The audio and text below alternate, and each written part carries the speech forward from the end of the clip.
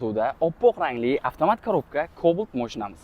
Mashinamiz yili 2023-yil. Mashinamizni kraskasi va kuzov qismi ravnoy holatda turibdi. Shu yeri orqa bamper qismi gugurcho'pcha bo'lgan. Bu yerda yo'lka ballonlari taqilgan, old faralari LED qo'yilgan, oldin abresovkasiga ahamiyat berasiz, qop-qorasiga alishtirilgan. Bu yerda keng bagaj joyini ko'rishingiz mumkin. Gaz ballon o'rnatilmagan, hattoki propan zapaskalarni ahamiyat berasizlar. Yangi holatda turibdi. Mashina faqat benzinda yurgan. Ko'pchilikni apshifkalari qirilib ketadi agar sostangiz yomon bo'lsa. Apshifkalarga ahamiyat berasizlar, juda ham tiniq holatda turibdi. Pastdagiga ham ahamiyat berasizlar. Salon qismimizda chexol polik qilib qo'yishgan. Polik pastida lenon ham qilishgan.